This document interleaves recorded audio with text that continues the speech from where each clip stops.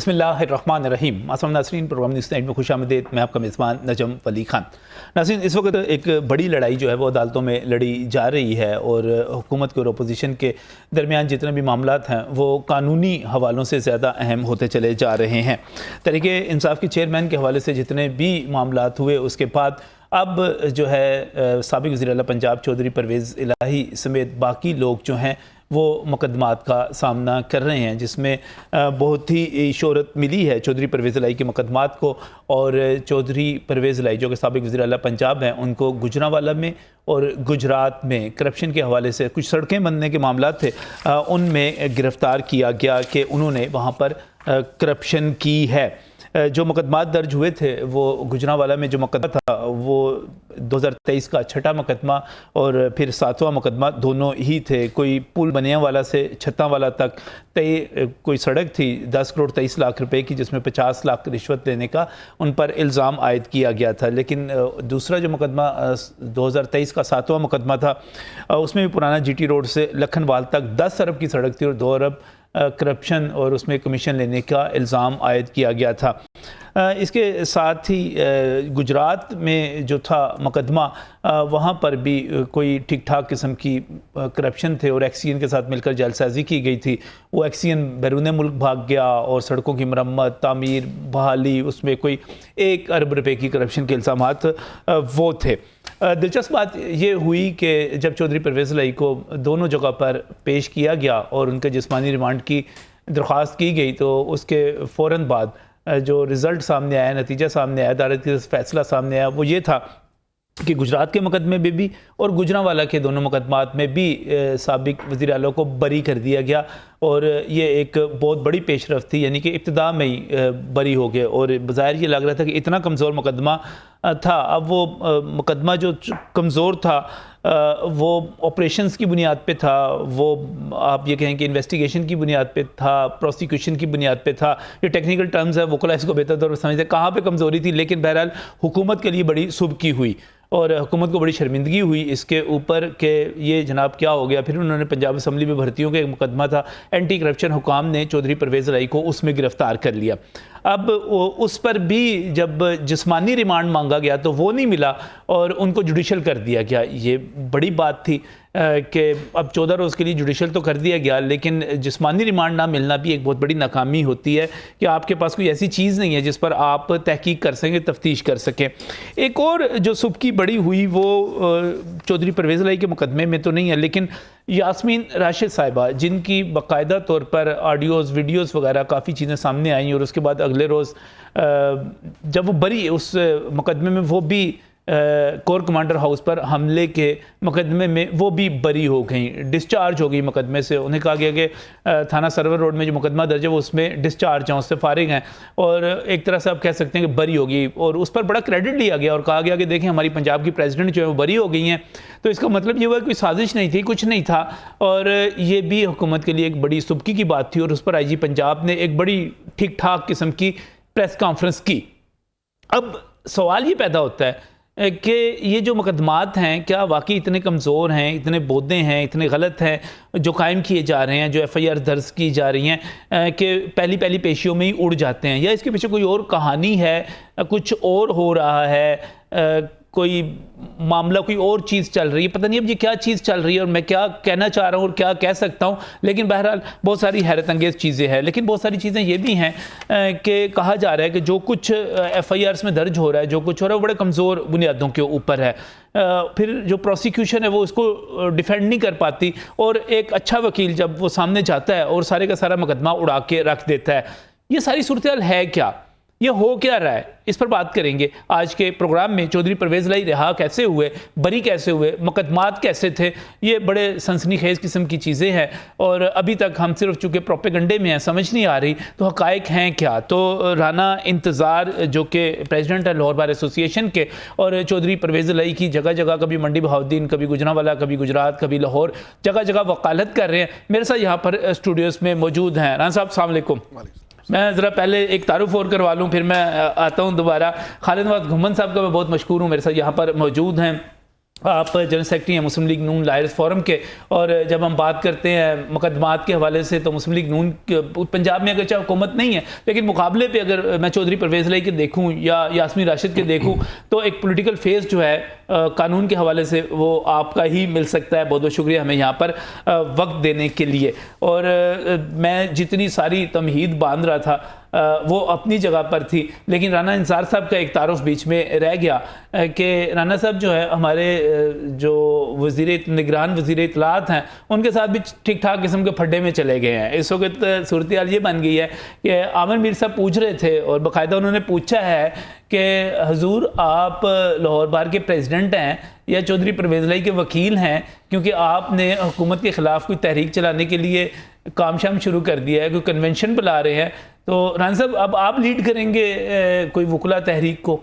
नहीं, कोई तहरीक का हमारा मकसद नहीं है। अच्छा, ना हम कोई तहरीक चला रहे हैं, ना कोई ऐसी बात।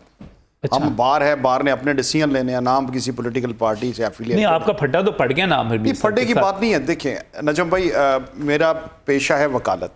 सही, मेरा राइट है कि मैं क्लाइंट को रिप्रेजेंट करूं। सही। अगर एंटी करप्शन वाले पहले मुझे अपनी प्रोसिक्यूशन में वकील कर लेते तो मैं उनका प्रोसिक्यूशन में वकील होता, मुझे इस पर कोई एतराज़ नहीं है। सही। अगर आइंदा किसी परवेज़ लाई साहब या जिन केसेस में वकील हो चुका हूँ इनके बाद अगर वो सर्विसेज लेना चाहें, मुझे कोई एतराज़ नहीं है इस चीज़ के ऊपर। बात यह है हमारा पेशा है वकालत है, हमने वो करना ही करना है। ठीक। अगर उस पर आके कोई एतराज़ करेगा तो हम उस पर ऑब्जेक्शन ज़रूर करेंगे। किसी के पास ये मेरा राइट है कि मैंने किसका केस लेना है या नहीं लेना, किसी का राइट नहीं है। निगरान पहले आप खेल देखिए, पहले आप खेले उसके ऊपर, पहले आपने स्ट्रोक मारा, जो वीडियो पैगाम आपने जारी किया और आमिर मीर के हवाले से। वीडियो पैगाम नहीं किया, मैं बताता हूँ, वो मैं बताता हूँ आपको। वीडियो पैगाम नहीं जारी किया। इन्होंने सबसे पहले ये किया कि जज साहब के ऊपर एलिगेशंस लगाए। सही, ठीक है। हम बार और बेंच एतराज था उनको जज साहब? नहीं, एतराज था। एतराज हर चीज का तरीकाकार होता है। केयरटेकर गवर्नमेंट का क्या काम है एतराज करने का? गवर्नमेंट तो वही है जज साहब। और बात यह है कि उनकी उन चीज़ों का, क्योंकि उसमें खुद वकील था, हमने बार और बेंच का तहफ़्फ़ुज़ करना है उसका। बिल्कुल मैंने वीडियो पैगाम दिया कि अगर इनको एतराज़ है तो जज साहब की जजमेंट पर एतराज़ करें कि जजमेंट के अंदर जज साहब ने क्या गलत लिखा है। अगर गलत लिखा है तो उसे हाई कोर्ट, सुप्रीम कोर्ट में जाके चैलेंज करें। मेरा ये सिर्फ एतराज़ था। उसके बाद अगर ये हम कहें कि हम किसकी वकालत करें और किसकी ना करें, इस पर मुझे उन पर शदीद तहफ़्फ़ुज़ात हैं। अब मोहसिन नकवी साहब से मेरी अपनी एक मुलाकात हुई है, बड़े अच्छे आदमी हैं, बड़े खूबसूरत माहौल में बातचीत हुई है, मगर जो इन्होंने कहा वो हमारे लिए हैरान कुन था। अच्छा, इस सारे मामले के बाद मोहसिन नकवी नहीं, इससे पहले हमारी एक बार के हवाले से मुलाकात, बार के हवाले से एक मुलाकात हुई है हमारी। बड़े अच्छे मौलवी उन्होंने बल्कि हमारे साथ कॉपरेशन भी किया। मैं क्यों हुई इसकी, देखें जो जिस चीज़ की अच्छी, मगर मुझे इनके इस पैगाम पर हैरानगी हुई थी कि इस तरह के, देखें इनकी पूरी प्रोसिक्यूशन टीम है जो अदालत में पेश होती है। इससे पहले खान भट्टी भी 5 केसेस में डिस्चार्ज हुआ है, मैं ही वकील था। 3 केसेस में ये हुए हैं। सही। आपके पास फॉरम है। अब क्या गिदड़ सिंह की क्या है? अब डिस्चार्ज किस तरह करवा लेते हैं? नजम भाई, नहीं, डिस्चार्ज की बात नहीं है, उन केसेस के अंदर फुटिंग ही नहीं है। अब इन्होंने जो केस बनाया है, अब आते हैं स्पेसिफिक इस बात के ऊपर। लोग बड़े हैरान हैं, सीधी सी बात है, लोग बड़े हैरान हैं, और ख़ासतौर पे जो चौधरी परवेज़ लाई साहब के ओपोनेंट हैं वो बड़े हैरान हैं। वो कहते हैं ये कैसे हो गया कि पहली पेशी हुई, और पहली पेशी पे तो इस किस्म के मुकदमात में तो बंदों को साल लग जाते हैं, और पहली पेशी हुई, पहली पेशी पे एक जगह मुकदमे में बरी हो गए, दूसरी जगह गए, 2 मुकदमात में बरी हो गए, और वो तो एंटी करप्शन वालों ने तीसरा मुकदमा तैयार रखा हुआ था तो उन्होंने गिरफ्तार कर दिया। वरना ये पहली पेशियों पर बरी होना बड़ा हैरान कुन काम नहीं है? देखिए, मजिस्ट्रेट साहिबान के पास 63 में इख्तियार है कि वो किसी भी शख्स को रूटीन में डिस्चार्ज कर सकते हैं अगर उसके ख़िलाफ़ कोई इनक्रिमिनेटिंग मटीरियल अवेलेबल नहीं है। ये जो आप गुजरांवाला में 2 केसेस हुए, जो आप गुजरात का जिक्र कर रहे थे, वो लाहौर से उनका डिस्चार्ज किया कि वो पर्चा लाहौर में दर्ज। तीनों केसेस में एलिगेशन ये था कि डेवलपमेंट वर्क हुआ है। जिस तरह मोहसिन नकवी साहब चीफ मिनिस्टर हैं, पंजाब के अंदर इस वक्त हज़ारों प्रोजेक्ट चल रहे हैं। सही। कल को हम एंटी करप्शन की पर्चा दे दें, मोहसिन नकवी साहब ने फलां राजौरपुर के केस में रिश्वत ली थी। जितने तीनों केसेस थे, कुछ केसेस में सबसे मज़े की बात आपको बताता हूँ कि जो केसेस इन्होंने परवेज़ लाई साहब के ख़िलाफ़ बनाए थे, जिन डेट्स के, उन डेट्स में वो वज़ीर आला ही नहीं थे। अच्छा। ये उन पे केसेस बना के लाए थे मार्च और अप्रैल के महीने के। हलफ लिया उन्होंने 27 जुलाई को। हलफ लिया उन्होंने 27 जुलाई को हलफ लिया। जो पेमेंट्स रिलीज हुई हैं, जिनके अगेंस्ट FIR दर्ज हुई है, वो मार्च अप्रैल की थी। तो ये तो एक कॉमन सेंस की Common बात sense- है। उसके बाद एक और एंटी करप्शन वाले जब ये मुकदमा बना रहे थे तो उनको एक और चीज, जितनी डॉक्यूमेंटेशन है, जितने प्रूफ्स हैं, एक सिंगल पेपर और फोन कॉल और कोई चीज इनके पास अवेलेबल नहीं थी जिस पर यह साबित हो कि परवेज लाई साहब, और उन पे एलिगेशन क्या लगा रहे हैं कि एक्सीएन का वो भाग गया वैक्सीन। नहीं, एक्सीएन से बात तो सुने ना, डेवलपमेंट वर्क है, एक्सीएन से ऊपर जो है चीफ इंजीनियर है, सेक्रेटरी CNW है, भाई आप उसको मुल्जम नहीं बना रहे, कॉन्ट्रैक्टर्स हैं आप उनको मुल्जम नहीं बना रहे, अब एक एक्सीएन ही रह गया सीएम की। एक rational mind approach, rational mind और प्रैक्टिकल अप्रोच लगाएं तो जितने हमारे पॉलिटिकल लोग हैं, MNA MPs जिनके जो फंड्स देते हैं, कमीशन तो लेते हैं ना वो। देखिए नजम भाई, आपने मुझसे केस का पूछा, मैंने बता दिया। अच्छा, नहीं कमीशन लेते हैं कि नहीं लेते? देखिए मैं अब इस बारे में नहीं कहता। देखिए मैटर एक चौथा अदालत में सब जुडस भी है जिसमें मैं वकील हूं, तो अच्छा नहीं लगता। देखिए कानून मांगता है एविडेंस, सही है। हाँ, अगर आप कमीशन अगर मैं आपको भी फ्रैंकली बताऊं, ये केस किसी पर भी होता, सही, ठीक है, उसने उठ जाना था उसमें। इस देखिए आप सिंपल आप एलिगेशन लगा दें, सिवाय ऑरल असर्शन के, जुबानी जमा तफरीक के उनके खिलाफ कोई एविडेंस नहीं थी। इसलिए हाँ, उसके बाद अगर इनको एतराज़ है, इन्होंने वो मेरा ख्याल है फाइल भी कर दिया हाई कोर्ट में, उसमें शायद नोटिस भी हो गया, तो अगर ऐसा कुछ होगा तो वो रिवर्स हो जाएगा। इसमें तो कोई ऐसी बड़ी बात नहीं है। आप फिर इतने गुस्से में क्यों? तो सारा कानूनी मामला आता है ना, वो हुकूमत को गुस्सा था कि उनकी सुबकी होगी, मैं आ रहा हूँ इधर भी, लेकिन उनकी सुबकी होगी। आप उसके मुकाबले अब कह रहे हैं मैं पता नहीं वो नहीं, हम तो कुछ नहीं कर रहे, कोई ऐसी बात हमारा सिर्फ हमारा सिर्फ नहीं, हमारा कुछ ऐसा मैं निगरान हुकूमत को जुडिशरी में मुदाखलत नहीं करने दूंगा। जी बिल्कुल, मैं ऐसे कह रहा हूँ, कह रहे हैं ना, मैं कह रहा हूँ वो बार्स के अंदर निगरान हुकूमत का कोई किरदार नहीं है कि वो बार में मुदाखलत करें, हमें डिक्टेट करें कि हम इसकी वकालत क्यों कर रहे हैं। निगरान वजीर इत्तलात के पास कोई इख्तियार नहीं है। नहीं, वो ये कह रहे हैं कि जो चौधरी परवेज लाई के वकील हैं या लाहौर बार के सदर हैं, ये दोनों मुख्तलिफ पोजीशन हैं। दो मुख्तलिफ पोजीशंस नहीं है। पहले हम वकील हैं, बार का हमारा ओहदा अलग है, वकालत हमारा पेशा है, ठीक है। उसी पे चीज़ आपकी जो है, जो मीडिया की एसोसिएशन है, क्या वो साफ़ी नहीं है? जो ठीक है। दूसरा, अगर वो कह रहे हैं कि वो आप कन्वेंशन बुला रहे हैं, तो नहीं, कोई ऐसी बात, कोई ऐसी सिर्फ हम ये नहीं, कोई ना ऐसी मैंने बात कही है ना कुछ और है। अच्छा, उन्होंने जो वर्ड यूज किए थे करप्शन किंग या कुछ और की, उसके हम वकील हैं। सही। अच्छा, आप जरा सिंपल से लोगों को समझाने के लिए कि चौधरी परवेज लाई के मुकदमे पहली पेशी पे फारिग हो गए, किस तरह फारिग हो गए? मैंने तो अर्ज कर दिया। हाँ, मैं रिपीट करवाना चाह रहा हूँ। रिपीट मैं ये कर रहा हूँ कि उन्होंने जो डेवलपमेंट वर्क्स का एलिगेशन लगाया चौधरी साहब पे, जिन पे उन्होंने करप्शन की है, बहुत सारे केसेस ऐसे थे कि उन्होंने 27 जुलाई 22 को हलफ लिया, 12 जनवरी 2023 को रिजाइन कर दिया। कुछ डेवलपमेंट वर्क्स उससे पहले के थे 27 जुलाई के, अच्छा, कुछ 12 जनवरी के बाद के थे। सही। तो ये हर बंदे को समझ आती है कि जिन डेट में वो वजीर आला ही नहीं है, उस पर आप एलिगेशन नहीं लगा सकते। दूसरा, इनके पास कोई एविडेंस नहीं थी डॉक्यूमेंट्री, किसी किस्म की कोई रिकॉर्डिंग, कोई फ़ोन कॉल, कोई चीज़ नहीं थी, सिर्फ एक ज़ुबानी एलिगेशंस थे।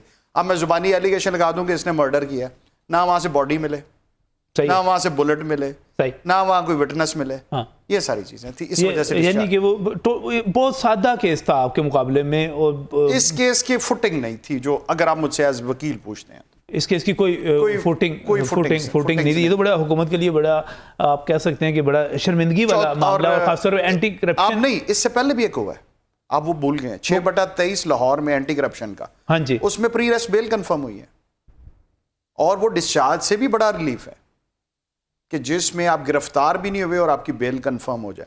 इसके बाद इन्होंने एक DG खां में भी एक FIR भी दी हुई है, जिसमें अभी इन्होंने अरेस्ट नहीं किया उनको। सही है, ठीक है। और भी FIR, वो खतरा यही था कि ये तो पंजाब असेंबली वाले में हो गए, खतरा ये था कि DG खान वाले में अरेस्ट हो जाएंगे। देखें, वो रखी हुई है अभी मेरे ख्याल, अभी DG खान वाली गिरफ्तारी रखी हुई है। ये उनका इख्तियार है, वकालत करना हमारा इख्तियार है, प्रेस कॉन्फ्रेंस करना निगरान वजीर इत्तलात का इख्तियार है। मगर मेरी उनसे एक ही, हमारे वजीर इत्तलात हैं, उनसे एक ही गुजारिश है कि इदारों के मामलात में इंटरवीन मत करें।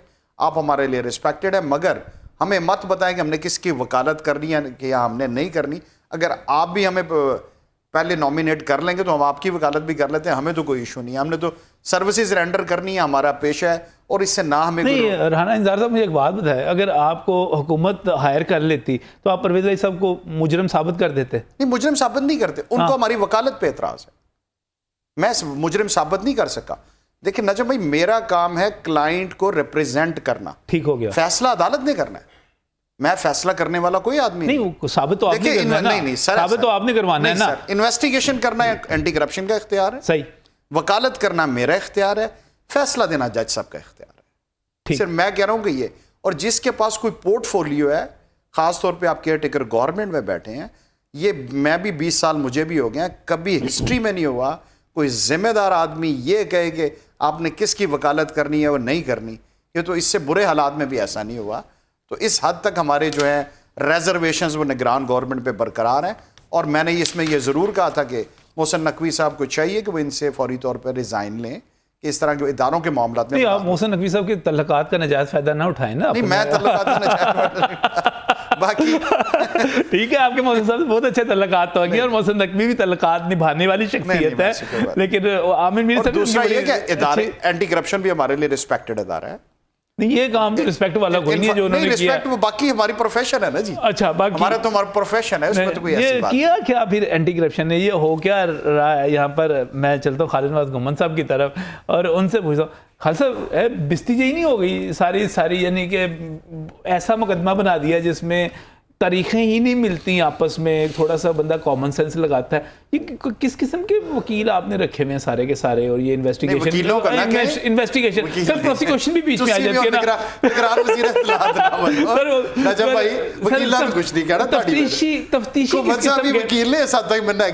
तफ्तीशी किस किस्म के रखे? सर वो वकील भी तो केस पढ़ के गए होंगे ना जो देगा। सर FIR जो है वो वकील साहब ने नहीं दी, प्रोसिक्यूशन केस जो बना होगा वकीलों के मशवरे से ही बना होगा ना। जब वो अदालत में गए होंगे देख के गए होंगे ना। मैं आपको बताऊं 1935 सर ऐसे न वो मेरे से फरहाद अली शाह साहब वाला काम ना करें। फरहाद शाह साहब कहते हैं बस वकील की गलती कोई नहीं है, सारी दुनिया गलत हो सकती है, हमेशा लड़के चले जाते हैं। बिस्तीजही नहीं होगी सर? नहीं सर, ऐसी नहीं, हुकूमत पूछ रहे हैं सर। गुजारिश है, पहली तो बात मैं क्लियर करना चाहूँगा कि अगर आप PMLN की बात करते हैं तो वो हुकूमत है सिर्फ फेडरल गवर्नमेंट की हद तक। दुरुस्त है। अच्छा, ठीक है जी। यहाँ पे इस वक्त इंटरम गवर्नमेंट है। अच्छा। वो जो ना नून लीग की है, ना पीपल्स पार्टी की है, ना PTI की है, वो एक इलेक्शन कमीशन की अपॉइंटेड, क्योंकि अगर किसी की नुमाइंदा होती तो वो ये पॉलिटिकल पार्टीज़ आपस में डिसाइड करती हैं, तो फिर वो पॉलिटिकल पार्टीज़ की नुमाइंदा हुकूमत होती। ये नुमाइंदा हुकूमत है इलेक्शन कमीशन ऑफ पाकिस्तान की, ठीक है। क्योंकि जब इनसे फैसला ना हो सका तो फिर उन्होंने मोहसिन नकवी साहब का नाम किसने तजवीज़ किया था, कोई याद है आपको? मैं समझता हूँ कि majority of the political parties ने इसको अनाउंस किया था। और हमजा शहबाज शरीफ के मैं ये नहीं कह रहा कि, लेकिन आप ये तो नहीं कि आप परवेज लाई साहब को रगड़ा लगाना चाहते हैं, लगा रहे हैं जहाँ पे आपकी सुबकी हुई है, आपने सूबाई निगरान हुकूमत को छोड़ दिया। मैं यहाँ पे क्लियर करना चाहूँगा, सबसे बड़ी रिश्तेदारी मैं नहीं सी, मेरा भरा सी, मैं सर ऐसे नजम भाई, बात यह है कि सबसे बड़ी रिश्तेदारी तो मोहसिन नकवी साहब की जो है वो परवेज लाई साहब के साथ है ना। अच्छा। आपको पता है इस चीज़ का? जी, मुझे पता उनकी बहन के घर ब्याहे हुए हैं या शुजात साहब, ठीक है। अब बात ये है कि इस पर्सपेक्टिव में मैं नहीं समझता रिश्तेदारियां भी हैं, बल्कि मैं तो समझता हूँ पिछले दिनों मिफ्ताह इस्माइल साहब ने एक प्रेस कॉन्फ्रेंस की थी जिसमें उन्होंने एक बहुत ज़बरदस्त बात बताई कि पाकिस्तान की जितनी एलीट क्लास है उसकी 50% जो है ना, जो एडमन या इस्टेब्लिशमेंट है, 50% HSN कॉलेज की पड़ी हुई है और रेस्ट ऑफ 50% टॉपिक पे हैं। चलो फिलॉसफी सर जी, मुझे एक बात बताएं, परवेज साहब के मुकदमे जो बने, मैं उस पर आता हूँ जी, मैं आता हूँ। कैसे थे? मेरे भाई ने अभी एक बात बताई है कि वज़ीर आला शिप फलां तारीख को हुई और फलां तारीख, इससे पहले चोई साहब स्पीकरशिप में थे, ठीक अच्छा। है। वो भर्तियाँ जो थी वो स्पीकरशिप की थी। अब मुझे नहीं पता कि वहाँ प्रोसिक्यूशन ने क्या बात की, क्या नहीं की, क्या हुआ क्या नहीं हुआ। डेफिनेटली कोई ना कोई लकूना पॉसिबिलिटी होगा, लेकिन जज साहब की डिस्क्रिशनरी पावर्स होती हैं। जज साहब अपनी डिस्क्रिशन को इस्तेमाल करते हैं, वेयर एज जज साहब की डिस्क्रिशन ये भी थी कि मोहतरमा मरीम नवाज साहिबा जब बरी हो गई उस केस में जिसमें एक इल्ज़ाम लगा कि ये फ़ॉन्ट है तो फलान है, उसके बाद उसी DB ने उनको बरी किया, बाइज़्ज़त बरी किया, तो 4 माह लगातार मोहतरमा पासपोर्ट नहीं ले सकी, 6 बेंचेस तब्दील हुए। ये वो अदलिया थी कि जिनको पता था कि ये मोहतरमा बरी हो चुकी हैं, अब इनको डिटेंट करने का या ECL में डालने का या उनको बाहर सफ़र करने से रोके जाने का कोई जवाज़ नहीं बनता। तो इवन दो उनको डिपार्टमेंट ने ना दिया, वजारत दाखिला ने पासपोर्ट, तो फिर उन्होंने जजेस से रब्ता किया हाई कोर्ट से, तो हाई कोर्ट ने 6 बेंच तब्दील किए। अच्छा। वो हर बेंच कहता है मैं नहीं सुनना चाहता, मुझे नहीं पता, लेकिन यहाँ पे ट्रकों के हवाले से मैं ये बात करना चाहूँगा। ट्रकों के हवाले से यहाँ पे ये अप्रोच है कि एक जगह पे एक चीज़ मौजूद है। आफ्टर ऑल प्रोसिक्यूशन ने अगर अरेस्ट किया है फर्स्ट इंफॉर्मेशन रिपोर्ट के तहत, क्या ये अमूमी प्रैक्टिस है कि पहली पेशी पर ही जुडिशियल अमूमी प्रैक्टिस नहीं है ये, मैं I can severe for that. मुझे नॉर्मल कोर्स कोई बता, गैर मामूली काम हुआ है। मैं बिल्कुल गैर मामूली रिलीफ है ये।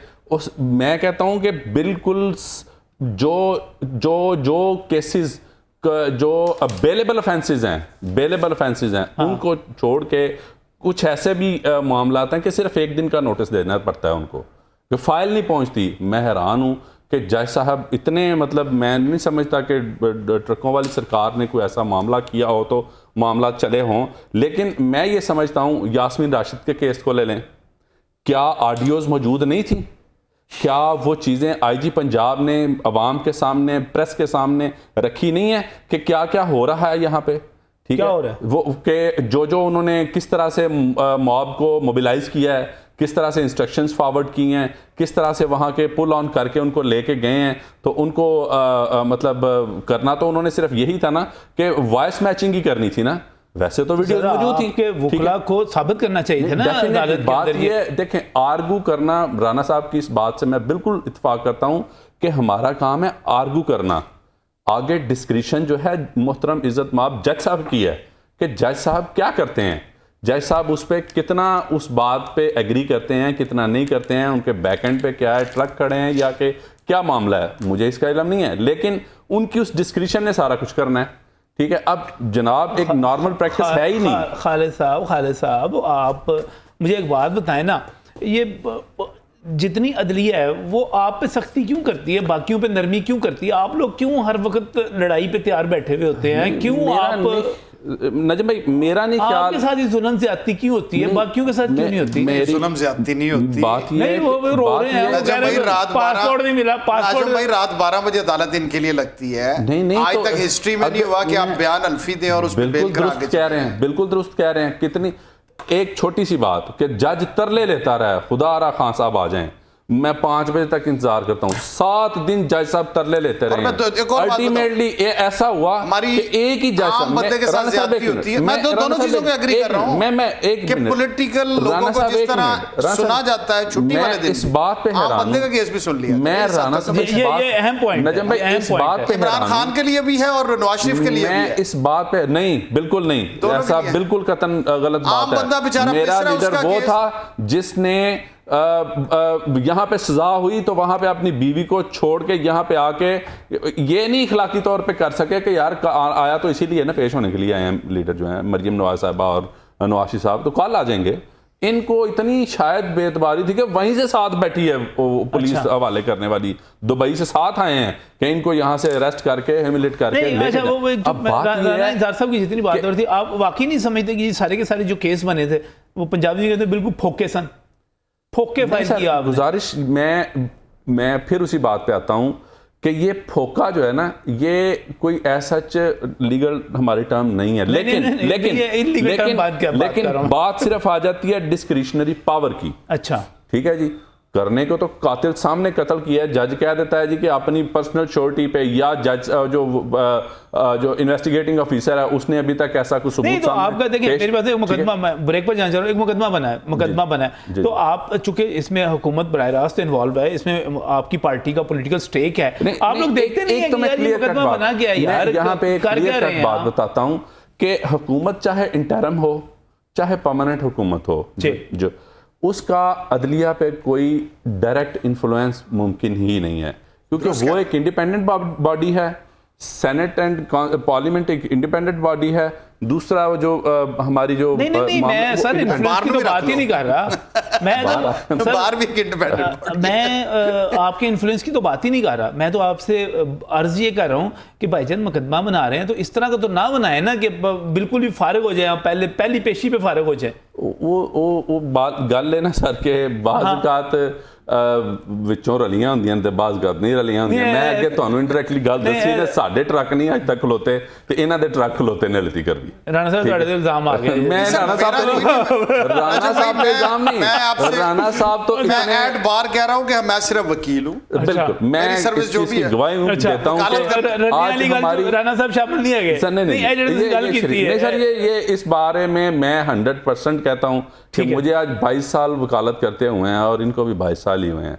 वकालत की है, अदालतों में देखा है, इलेक्शन भी लड़े हैं, प्रोफेशनल वकील हैं, इसमें कोई शक नहीं। वो तो उनकी पहली बात सही हो गया, उन्होंने कहा मैं हुकूमत है लेकिन मैं उनके पास चला जाता हूं, खुद फीस लेने बड़ी से बड़ी, लेकिन वो जो प्रैक्टिस है ना ट्रकों वाली वो इनमें नहीं है सर, वो नहीं है, डन बेस वाला काम नहीं करते। वो नहीं ये मेरे भाई कोर्ट में हम आर्ग्यू करके आ जाते हैं। बिल्कुल सही। मजीद बात करेंगे, एक ब्रेक की तरफ जाना है तो यहीं से बात को आगे बढ़ाएंगे, कोशिश करेंगे थोड़ा सा बात कर सके यास्मीन राशिद साहब के केस पे भी। वो भी हुकूमत के लिए बड़ी एम्बैरसिंग पोजीशन है। इस ब्रेक के बाद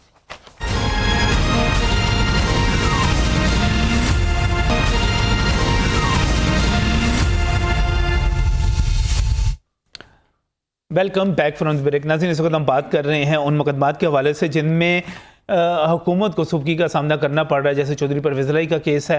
एंटी करप्शन ने मुकदमात दर्ज किए और मुकदमात दर्ज होने के बाद जब वो अदालतों में गए तो हैरत अंगेज़ तौर पर जो जितने भी फैसले अब तक आए हैं उनमें आप ये कह सकते हैं कि मोनिस इलाही का बयान है, मैं उसी को दोहरा देता हूँ कि अदलिया से सुरखरू हो रहे हैं।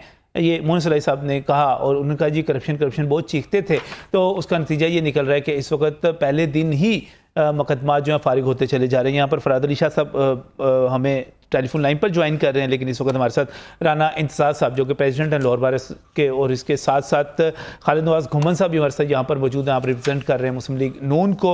और राना इंतज़ार साहब ख़ास तौर पे चूँकि इसलिए अहम है कि चौधरी परवेज़ इलाही के जितने भी मुकदमात हुए पहली ही पेशी पर जो फारिग हुए उसके मुकदमा लड़ने का, उसको खारिज करवाने का सारा क्रेडिट राना इंतज़ार साहब को जाता है। तो इसी एज वकील, बतौर वकील, इसमें कोई और पहलू भी होता है? नहीं, मैं कह रहा हूँ खारिज कराने का वो जुडिशरी ने करना है। नहीं मैंने कहा शायद आपने फौरी तौर पे निगरान वज़ीर इत्तलात फौरी तौर पे कह देते हैं ना चोर की दाढ़ी में तिनका वाली बात।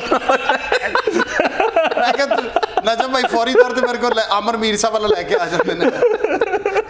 तो इसके ऊपर ये एक एम्बैरसिंग इसमें एक दो चीजें मैं आपको, खासतौर पर यास्मीन राशिद साहबा वाला जो केस है उसके ऊपर भी बहुत सारी बातें की जा रही हैं। और आईजी पंजाब ने जब प्रेस कॉन्फ्रेंस की और उन्होंने एक मौक़िफ़ इख्तियार किया और उन्होंने कहा कि यास्मीन राशिद साहिबा की 41 कॉल्स हमने जियो फेंसिंग में ट्रेस की और उसके बाद उनको ज़िमनी में भी हमने, ठीक है वो FIR में नहीं थी लेकिन गवाहों के बयानात की रोशनी में ज़िमनी में भी उनको हमने शामिल किया। इसके बाद उनका जो पहली ही बरी हो जाना, बहरहाल वो भी बड़ी हैरत की बात थी। और इसकी कानूनी पोजीशन क्या है, मुझे कोई इतराज़ नहीं, सारे के सारे पहली पेशी में फारिग होते चले जाएं। हमारे सियासी रहनुमा, मैं क्या कह सकता हूँ, ये बात तो अदलिया जाने या जिनके साथ मुकदमात हैं वो जाने, लेकिन इसकी कानूनी पोजीशन है क्या, हैरानी क्या होती है।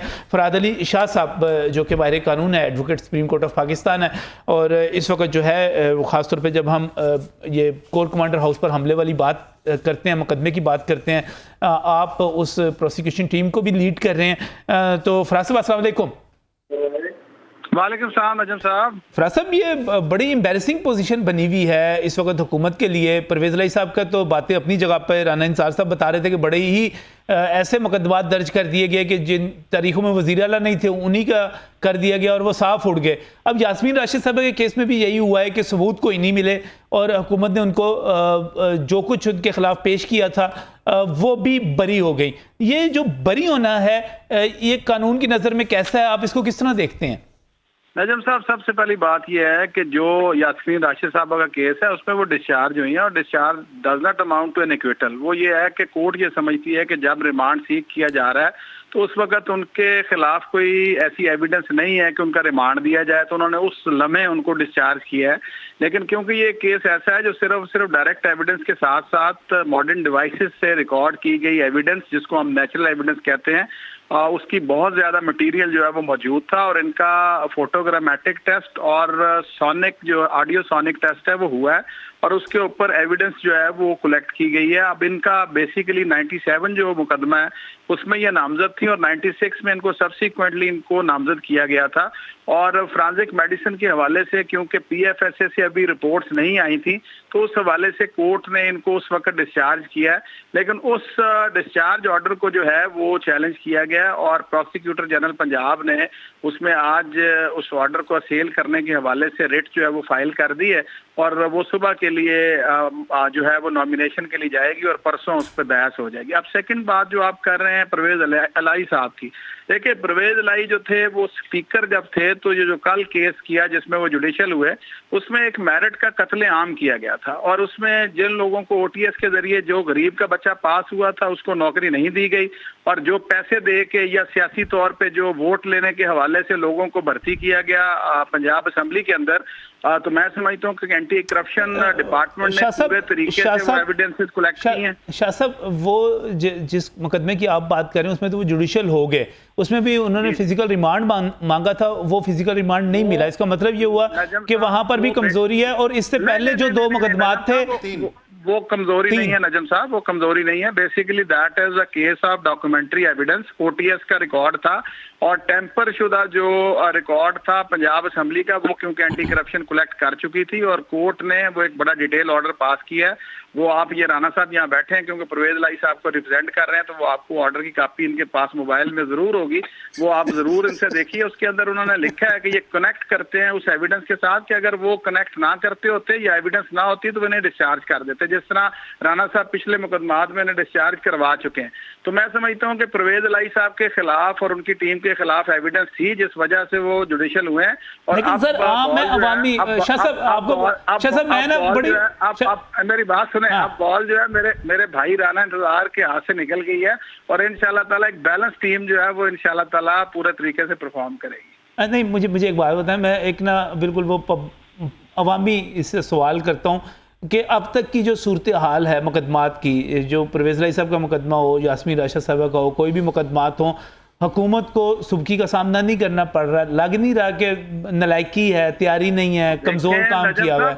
आप हुकूमत से क्यों मंसूब कर रहे हैं? ये तो हमारे मुल्क का मसला है। करप्ट अनासर जो है उनके खिलाफ कार्रवाई बिला तफरीक होनी चाहिए और फौज जो आपके लिए कुर्बानियां देती है, जो जिनका फौजी खड़ा होकर जिसकी वजह से हम सुकून की नींद सो रहे हैं, उस पे आप हमला कर दें, ऑफिशियल सीक्रेट एक्ट की आप खिलाफ वर्जी करें, आप जो ऐसे प्लेसेस हैं जो प्रोहिबिटेड एरियाज है आप उसके अंदर घुस जाएं जहां पे जाने का दुश्मन सोच भी नहीं सकता और आप सिर्फ और सिर्फ कौम के नन्हे लड़कों को दिमाग उनका जो है वो खराब करके आप उनको मजबूर कर दें कि वो हमलावर हो जाए हमारी आर्मी तनसीबात पे, तो ये एक बहुत बड़ा मैं समझता हूँ सीरियस पॉइंट है। शाह साहब अभी जो बात आप कर रहे हैं, दोबारा परवेज अलाई साहब की तरफ आता हूँ, लेकिन मुझे ये बताइए चूंकि आप बात कर रहे हैं कोर कमांडर हाउस पर हमले की, तो आपके ख्याल के मुताबिक यास्मीन राशिद जो हैं दोबारा इस मुकदमे में आ सकती हैं डिस्चार्ज होने के बाद? बिल्कुल आ सकती हैं। उनका क्योंकि 97 के अंदर उनका नजम साहब फोटोग्रामेटिक टेस्ट हुआ था, उनका ऑडियो सोनिक टेस्ट हुआ था, उनकी ऑडियो क्लिप्स और वीडियो जो है वो पुलिस कलेक्ट कर चुकी है और वो फोरेंसिक साइंस लेबोरेटरी भिजवाई जा चुकी है पीएफएसए में और जब उसकी पॉजिटिव रिपोर्ट अगर वो सुबह ही आ जाती है तो उनकी दोबारा उस केस के अंदर तरबील लग सकती है कि जी जनाब आपने जो डिस्चार्ज किया उस वक्त एविडेंस नहीं थी, लेकिन अब क्योंकि फोरेंसिक एविडेंस आ गई है और modern devices under article 164 of कानून शहादत वो एडमिसिबल एविडेंस है। और इसके साथ साथ मैं आपको एक और बात बताता चलूं, जो सेफ सिटी अथॉरिटीज एक्ट के तहत जो कैमराज इंस्टॉल किए गए हैं वो सेक्शन 14 के तहत वो परसी एडमिसिबल है, जो लिबर्टी से इनका रूट है, ये लिबर्टी से चली और अपने साथ बाकायदा एक मॉब को लेके उन्होंने जाके हमला करवा दिया। तो ये सारी की सारी एविडेंसेस जो है इनको कभी भी आप इग्नोर नहीं कर सकते और ये कनेक्ट करती हैं। अगर मैं यहाँ पर बैठे मेरी बात सुने शाह साहब, मुझे एक बात बताएं, अब जो एक अमूमी सा तासुर बन रहा है वो ये बन रहा है कि आप राणा इंतजार साहब को वकील कर लें और पहली पेशी में अपने मुकदमे फारिग करवा लें। देखिए राणा इंतजार मेरा भाई है, वो एक प्रोफेशनल आदमी है, उसको कोई भी वकील कर सकता है, इसमें तो कोई बात नहीं। और मैं बिल्कुल यहाँ पे आमिर मीर साहब के इस बयान को बिल्कुल बड़ा सीरियस अंदाज में उनको मैं ये रिक्वेस्ट करूंगा। देखें 3.5 साल मैं वकील रहा हूँ, मैं राणा सनाउल्लाह का वकील था, मैं कैप्टन सफदर का वकील था, मैं इस वक्त पार्लियामेंट में जितने मिनिस्टर्स हैं उनके खिलाफ पॉलिटिकल विक्टिमाइजेशन के केसेस थे, मैं उनका वकील था। मुझे तो कभी किसी ने नहीं कहा कि जी आप चेयरमैन एग्जीक्यूटिव हैं या मेंबर पंजाब बार काउंसिल हैं, आप वकील क्यों हो सकते हैं। तो ये बिल्कुल आमिर मीर साहब को होश के नाखून लेने चाहिए। हम बिला तफरीक, हमारा प्रेसिडेंट और आनंदजार उसके साथ खड़े हैं और बात पूरे तरीके से खड़ी है, और हम कहते हैं पूरे तरीके से कि आमिर मीर को अपने अल्फाज वापस लेने चाहिए। ये क्या बात हुई है, यानी कि तुसी हुकूमत दे मुकदमे भी लड़ रहे हो तो आप चराल भी गए हो। नहीं, बात मेरिट की करेंगे। हम किसी के देखें, हम पेड वर्कर नहीं है, वी आर लॉयर्स। हम बार हमेशा इंडिपेंडेंट होती है और जो बात गलत है उसको हम गलत कहेंगे, हम सही को। अच्छा, अब वापस आखिरी सवाल जो है कि अब चौधरी परवेज राई जो हैं वो पकड़े रहेंगे, गिरफ्तार रहेंगे या छूट जाएंगे, क्या नजर आ रहा है आपको? देखिए बात यह है, इस वक्त जो मैंने कल केस स्टडी किया, मुझे बाकी केसेस का नजम साहब नहीं पता, लेकिन ये जो केस है ये बिल्कुल 110% ये ओपन एंड शट केस है। इनके अगेंस्ट एविडेंस है, उन्होंने मिस यूज ऑफ पावर्स की हैं, उन्होंने फोर्जरी की है और बिल्कुल वो कोर्ट के अंदर साबित भी होगा। और इंशाल्लाह ताला जो इसके अंदर जितना जिसका किरदार है वो पूरी सजा के मुस्तहिक हैं। और करप्शन एक मिनट साथ ही रहेगा सर, वो राना साहब अगले केस में वो कह रहे हैं बिल्कुल कोई बचत नहीं है, इसमें ओपन एंड शट केस है और सारा डॉक्यूमेंटेड है, तो वो आपकी पिछली जो बरी कराना है वो जाया हो जाएगा। नहीं, जाया नहीं होगा, इनको तो फीस और हो जाएगी। क्या कर रहे हैं आप? अच्छा। ऐसे तो मैं कर रहे हैं, उनकी फीस और हो जाएगी। फराशा साहब मेरे भाई हैं, हम प्रोफेशनल्स हैं, हमारा काम है सर्विसेज देना। वो इंडिपेंडेंट है, वो इंडिपेंडेंट है, मैं आप प्रोफेशनल है, मैं भी, वो भी इंडिपेंडेंट वकील है, मैं भी इंडिपेंडेंट वकील। अच्छा, ठीक, आप भी इंडिपेंडेंट वकील है, हम दोनों। अच्छा, प्रोफेशन किया तक सियासत अपनी, वो भी प्रोफेशनल है, आप भी प्रोफेशनल, हम भी प्रोफेशनल लॉयर्स हैं। हमने जाके केस को प्लीड करना है, जज साहब ने फैसला करना है कि अगर केस नहीं बनता बेल खारिज हो जाएगी, सही, अगर केस बनता है तो बेल अलाउ हो जाएगी, और बेल अलाउ होने के बाद ये नए केस में पकड़ लेंगे, बस इतनी सी बात। अभी पड़ा हुआ है एक अहम बात ये कि अभी डीजी खान वाला नहीं, उसके बाद एफआईआर लिखने में कौन सी देर लगती है? वो कोई देर नहीं लगती, एक सफा लिखना है बस। यानी कि आप सिर्फ रास्ता दिखा रहे हैं साथ साथ। नहीं, रास्ता मैं नहीं दिखा रहा, रास्ता उनको पहले ही बताया। राना साहब रास्ता दिखा रहे हैं, एक और जो है लिख ली जाए, होना ही ऐसे है, मैं आपको पहले बता रहा हूँ। खान भट्टी में भी यही हुआ, मोहम्मद खान भट्टी पे भी 11 एक एफआईआर से निकलते थे, दूसरे में, तीसरे में, 11 पे पहुंच गए। और आपने काफी सारों में उनको डिस्चार्ज करवा लिया। 5 में डिस्चार्ज हुए थे, 5 में बेल हुई है। 5 में डिस्चार्ज हो गए, 5 में बेल हो गई, और ये एक बड़ा रिलीफ है, बहुत बड़ा रिलीफ है। नजम साहब, जी सर। नजम साहब 15 किलो हेरोइन पई है जी राणा सनाउल्लाह ते पाई सी, जे वो नहीं पई। अच्छा, शाह साहब मैं इसमें एक बात करना चाहूंगा, जितनी एफआईआर होगी मेरी तो फीस। एक मिनट शाह साहब इसमें बात करना चाहूंगा। हम लोग हैं प्रोफेशनल लोग, ये लोग थे क्रिमिनल माइंडेड। फर्क सिर्फ ये है, हम लोग जो है, हम लोग कानून को, इखलाक को और आइन को साथ लेके चलने वाले थे। ये लोग थे ज़हन में जोड़ के आते थे कि इस बंदे को कहां पे फंसाना है, ठीक है, ये बाकायदा तैयारी करके आते थे, ठीक है ना। इसलिए गुम्मन साहब हमने ये नहीं कहा कि जान अल्लाह को देनी है, हमने एविडेंस पेश की है कोर्ट में, सिर्फ हमने कस्में नहीं उठाई। और ये वक्त साबित करेगा कि प्रोफेशनली जब इदारे इंडिपेंडेंटली काम करते हैं, जैसे एंटी करप्शन कर रहा है, तो बिल्कुल ये बड़े बड़े जो बिग हेड्स हैं इनको पूरा चार्ज भी होना चाहिए और प्रोसिक्यूट भी। नहीं, ये एंटी करप्शन प्रोफेशनली काम कर रहा है, बिल्कुल प्रोफेशनली। मैंने कहा सर ना करें ना, that was very marvellous evidence जो उन्होंने कलेक्ट की है, और ओटीएस का रिजल्ट और इसका जो फैब्रिकेटेड रिजल्ट था उसको देखने के बाद ही आप इस मुकदमे की सिर्फ बात कर रहे हैं जो पंजाब असेंबली में भर्तियों वाला है, वरना इससे पहले मुकदमात में तो एंटी करप्शन का मुकदमा उड़ा के रख दिया गया ना, खत्म हो गया वो। देखिए बात ये नजम साहब देखें, बात ये, मैं तो उस केस की बात करूंगा जिसमें मैं हायर हुआ हूँ या एंगेज। आप ये कह रहे हैं, अच्छा अब आप ये कह रहे हैं, मुझे ब्रेक पर जाना है, आप ये कह रहे हैं कि पहले वाले मुकदमात का मुझे नहीं पता, लेकिन इस मरतबा जो मुकदमा है वो बड़ा पक्का है चौधरी परवेज राई पे। देखिए मैं बात कर रहा हूँ कि एविडेंस जो कलेक्ट की गई है वो बहुत प्रोफेशनल अंदाज में की गई है, सही कह रहे हैं।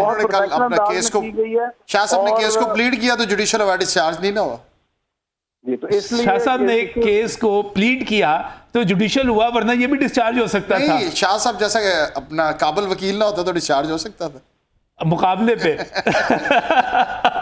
अब ये दोनों अपने सामने बैठे हुए हैं और दोनों के पास एक कामयाबी मौजूद है। इनके पास कामयाबी ये है कि जुडिशियल हो गए। शाह साहब मेरे भाई, हमारी कोई कामयाबी नहीं है। देखिए, हारता और जीता सिर्फ क्लाइंट है। अच्छा, हमने तो अपनी सर्विसेज देनी है और एंटी करप्शन इंडिपेंडेंट इदारा है। देखिए, इसमें कोई हार जीत नहीं है। उन्होंने एफआईआर दी, उनका हक था। हमारा काम है प्लीड करना, फैसला करना, जज साहब का हक है। सही। नजम साहब राणा इंतजार में अगर परवेज लाई वकील ना करता तो मैनू किने वकील करना सी।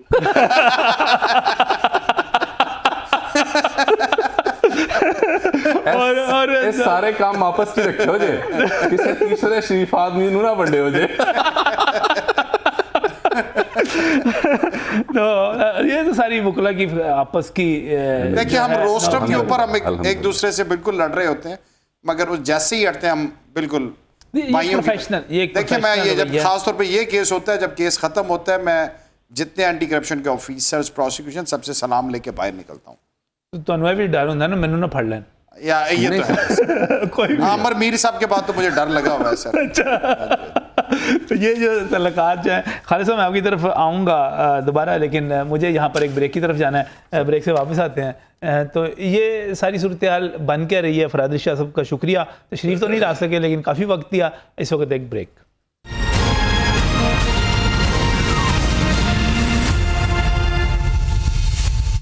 Welcome back from break. नाज़रीन, बात कर रहे हैं उन पे दर पे फैसलों के हवाले से जिसके हवाले से हुकूमत को आप कह सकते हैं कि सुबकी उठाना पड़ी, शर्मिंदगी उठाना पड़ी, क्योंकि जिस तरह बरीयत हो रही है, एक्विटल हो रही है, वो बड़ी अहम है। लेकिन यहाँ पर भी एक अहम नुक्ता आया, वो ये था, फराद शाह साहब कह रहे थे कि यास्मीन राशिद जो है वो डिस्चार्ज हुई हैं, एक्विटल नहीं हुई। मैं खालिद नाज़ घुम्मन साहब आपसे पूछूंगा, इसका क्या मतलब हुआ कि डिस्चार्ज होना और आवाम के लिए ये बताना कि एक्विटल होना, इनमें क्या फ़र्क है? देखें, एक्विटल होती है जब आपका ट्रायल मुकम्मल होता है। ट्रायल मुकम्मल होने से मुराद यह है कि इल्ज़ाम लगा, उस पर फर्द जुर्म आयद हुई, उसके बाद एविडेंस हुई, उसके बाद पूरा मुकदमा चला, एक मुकदमा चला, उसके बाद जो रिजल्ट आया वो एक्विटल हुई। डिस्चार्ज इस हद तक होता है कि वक्ती तौर पे उसमें कोई ऐसी प्लाजिबल एविडेंस मौजूद नहीं है कि उसको प्रोसिक्यूट किया जा सके। ठीक है, उसके बाद फ़र्ज़ करें जैसे अभी है कि मोहतरमा यास्मीन राशिद को ये डिस्चार्ज इसलिए किया गया कि जिस एविडेंस पे वो बेस कर रहे हैं उस एविडेंस की अभी तक कोई लॉजिकल या जो ऑथेंटिक एविडेंस कंप्लीट होके सफ़ा मिसल पे नहीं आई है। उस हद तक जिस वक्त तक वो एविडेंस सामने नहीं आती, वो रिकॉर्ड पे नहीं आती, मिसल के साथ नहीं अटैच होती और कोर्ट के सामने प्रेजेंट हो, और वो फराज साहब कह रहे थे कि दोबारा जो है कोई भी सबूत सामने आने पे, चीज़ सामने आने के, जैसे कि वो फ्रांसिक की बात कर रहे थे, तो उसकी रिपोर्ट आती है और उसको एविडेंस के तौर पे शामिल किया जाता है, तो यास्मीन राशिद साहब के लिए भी खतरे की तलवार लटक रही है। एक्विटल नहीं है, ये डिस्चार्ज उगलनी पड़ेगी उनको, ये मिठाई हजम नहीं होनी है, ये मिठाई हजम होने वाली आपके ख्याल में? नहीं, मेरे ख्याल नहीं है, नहीं है। देखें, आम आदमी, मैं, आप फर्ज करें एक लेमैन है, वो जानता है कि वहाँ पे क्या क्या स्लोगनाइज किया है मोहतरमा ने, किस तरह से मॉब को मोबिलाइज किया है, किस तरह से वो कॉल ट्रेसिंग है। आईजी साहब की जो प्रेस कॉन्फ्रेंस है वो क्लियर कट उस चीज़ का सबूत है, उन्होंने वीडियोस दी हैं, उन्होंने सबूत दिए हैं। ठीक है, इसी को प्रोग्राम को कंक्लूजन की तरफ ले जाते हुए राना इंतजार साहब मेरे साथ यहाँ पर मौजूद है। राना साहब, एक मरतबा फिर चौधरी परवेज़ लाई साहब की तरफ चलते हैं। चौधरी परवेज़ लाई के बारे में जो इब्तदाई चीज़ सामने आई वो ये है कि उनकी पेमेंट्स उस अरसे की डाली गई जब जिस अरसे में वो चीफ मिनिस्टर नहीं थे, और जब वो चीफ मिनिस्टर नहीं थे तो लिहाजा आप उन पर इल्ज़ाम भी नहीं लगा सकते कि उन्होंने उसकी कमीशन ली होगी, वो तो उस वक्त चीफ मिनिस्टर नहीं थे। लेकिन पहला सवाल ये है कि वो स्पीकर हो सकते हैं उस वक्त, तो स्पीकर भी तो हुकूमत में थे, बासर थे। वो पॉइंट किस तरह आप देखते हैं? दूसरा ये है कि आपको लगता है कि एंटी करप्शन जो है वो वाकई सही मुकदमा नहीं पेश कर सका? देखिए, इनके खिलाफ जो अभी तक हम केसेस डिस्कस कर रहे हैं, 3 में वो डिस्चार्ज हुए हैं। जी हाँ। एक में उनकी प्री रेस्ट बेल कंफर्म हुई है, एक में ये जो कल भर्ती वाला था। इसमें जो 4 केसेस हैं, एक प्री रेस्ट कंफर्म हुई और 3 में डिस्चार्ज हुए। उस वक्त वो एलिगेशन है as a CM, as chief minister.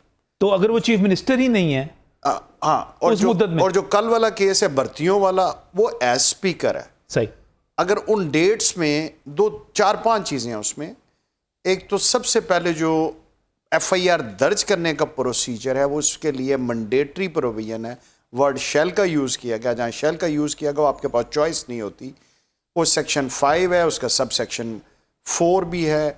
2014 के रूल्स हैं एंटी करप्शन में, जिसमें इंक्वायरी मैंडेटरी है, लाजमी है, इंक्वायरी है उसके बगैर। और किसी FIR नहीं कर देनी, पहले इंक्वायरी करनी है। केस में खान भट्टी के 11 केस जी, और परवेज लाई साहब के 5-6 केस, 5 केस मेरे सामने आए, किसी में इंक्वायरी नहीं हुई। इंक्वायरी हुई नहीं, इंक्वायरी हुई नहीं, इनको तलब ही नहीं किया गया, इनको वो कॉपी ही कंप्लेंट की नहीं दी गई। ये मुकदमा तो इसी बुनियाद पर खारिज हो जाता। ये पुलिस से और जो मुख्तलिफ तरीकाकार है। कल का भर्ती वाला है, अब ये इन्होंने एक दिन में पर्चा दर्ज किया है, इसमें आप इंक्वायरी कैसे करेंगे? वो तो आपकी अपनी कस्टडी में, ये जो कल जुडिशियल हुए हैं इसकी भी इंक्वायरी नहीं हुई। इसका परसों रात पर्चा हुआ है, इसकी भी इंक्वायरी नहीं हुई। तो एंटी करप्शन जहां पर इंक्वायरी नहीं करेगा वहां पर उसको डिफीट हो सकती है अदालत में जाके, क्योंकि mandatory लाजमी है आपने इंक्वायरी ना करना। नोटिस दिया है ना बुलाया उस पर्सन को। सही। और दूसरा, ये पुलिस की तरह नहीं है कि एफआईआर दर्ज कर लें सीधा मेरा सीधा। कोर्ट में एक स्टांस था, क्योंकि इंक्वायरी के अंदर बड़ी डिटेल में लिखा गया है कि 17 ग्रेड तक 22 ग्रेड तक किस किस के खिलाफ किस तरह कार्रवाई होगी, और इसमें सीएम और स्पीकर और चीफ सेक्रेटरी इनके खिलाफ एंटी करप्शन कार्रवाई नहीं कर सकते। स्पीकर, सीएम, चीफ मिनिस्टर और चीफ सेक्रेटरी इसके बारे में एंटी करप्शन के लॉज में कुछ नहीं लिखा हुआ। और जो गुजरांवाला वाला दोनों केसेस में डिस्चार्ज किया गया उसमें भी जज साहब ने यही लिखा। इसमें मेरे जाती एज वकील मैं कह रहा हूं कि इसमें अगर कार्रवाई करनी है तो पुलिस ने करनी, क्योंकि ये पब्लिक सर्वेंट के उस डेफिनेशन में नहीं आते जो इसका एंटी करप्शन का सेक्शन 5 आप के अंदर। बहुत बड़ी आप ये कह रहे हैं कि एंटी करप्शन जो कार्रवाई कर रहा है वो कर ही नहीं सकता। बताता हूं, इसमें थोड़ा सा असिस्ट करता हूं, थोड़ा सा असिस्ट। और दूसरा डिस्चार्ज की बात रही, वो मैं गोपन साहब की बात को आगे बढ़ाऊंगा। डिस्चार्ज सेक्शन 63 में मजिस्ट्रेट का इख्तियार है कि टाइमिंग उसके पास एविडेंस नहीं है, अगर सब्सिक्वेंटली एविडेंस आ जाती है तो उसमें गिरफ्तारी की जा सकती है। 169 में पुलिस या एंटी करप्शन का इख्तियार है। अगर किसी यानी कि ये आर्जी बरी होना, क्या आर्जी बरी, अक्विटल और चीज़ है। अब यास्मीन राशिद वाला जो आप बात कर रहे हैं उसमें जज साहबा ने लिखा है कि उसका जो को अक्यूज्ड है, पुलिस की जो फाइल है उसके बयान पर इसे रखा गया है। उस वक्त फाइल के अंदर ये फोटोग्राफिक टेस्ट बाकी चीज़ें मौजूद नहीं है। सही।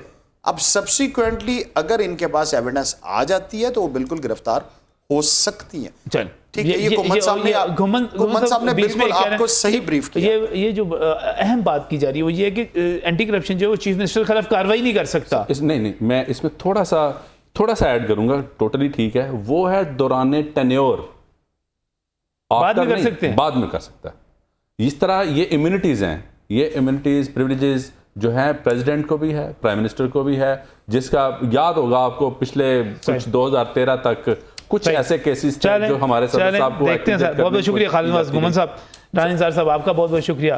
नाजरीन, आज के प्रोग्राम में इतना ही, हम आपको अपडेट करते रहेंगे। इजाज़त दीजिए, अल्लाह हाफिज़।